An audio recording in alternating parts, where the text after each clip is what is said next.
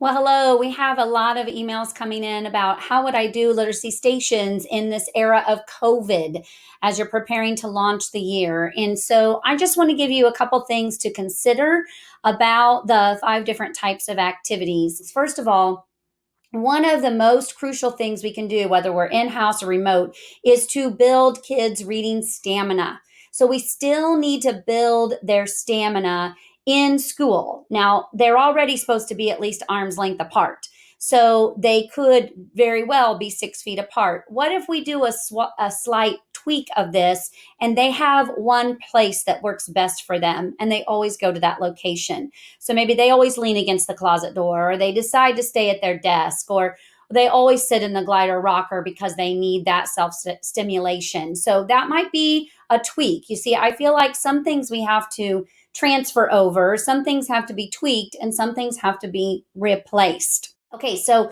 what about doing this remotely? I think that's still something that's really important. So it could be that while we're building stamina at home, or excuse me, while we're building stamina at school, we're also talking to parents about the importance of building similar stamina at home. So if we read for 2 minutes in the classroom, could they have this as homework to read uninterrupted for 2 minutes, within, staying in one spot, starting right away, and eyes on the book, all of those things that we're teaching them with the 10 steps to independence. They can practice the same thing at home immediately in August, even if we have school in session, so that if we are dismissed and we have to teach remotely, they will have built stamina at home as well. Okay, so that's my first thing.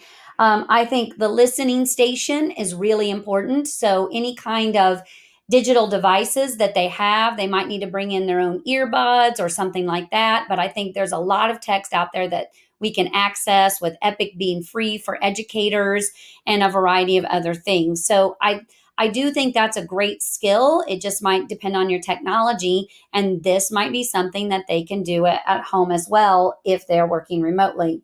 Now, for word work, I think word work is still really important, but rather than sharing materials, then maybe they need to have their own individual supplies.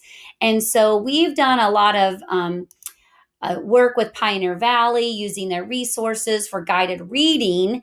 And in launching their webinars this spring about how to do guided reading remotely, they shared some great resources, especially in the just the overall webinar on April 2nd about how to do some guided reading remotely. And one of the things they shared were some alphabet letters. And I love this idea of the alphabet letters because it could just be on cardstock. You've got multiple E's, multiple G's, multiple L's and O's.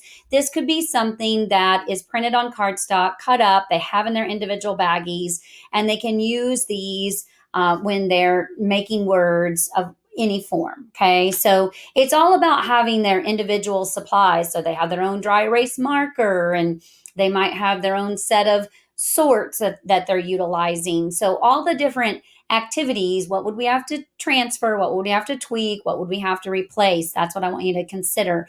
And then if they are using this for word work and stations, this can actually transfer over and be something that they do at home as well if we have to do remote work. Okay, so the working on writing, or I always do like writing about the reading. So those kinds of things I think absolutely transfer over. It's just, their individual writer's notebook.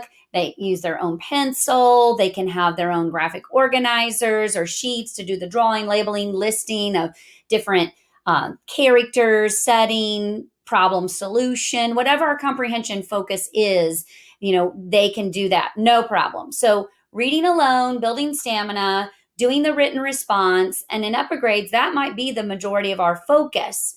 The thing that I think really needs to be replaced is what I call fluency, or the two sisters call read to someone. And sitting elbow, elbow, knee to knee is not going to work this year. And so this might be something where we go back to, could they read to a stuffed animal, or could they record themselves on Flipgrid and somebody else could listen to it? Because when I talk about reading with someone, it's all about practicing fluency. So I think that it could still be a fluency station that has that focus of paying attention to font and format and punctuation so that they could work on prosody and expression. They could read different types of text during this time. They could read poetry or readers' theater or books that are great for the trade of voice because they have a lot of that expression with voice filled conventions and so forth. So, read to someone, as the two sisters call it, or fluency, that's what I call it. I think maybe they won't be reading to an actual person and building their stamina in that way, at least for 2020. And hopefully, we'll get back to normal here real soon.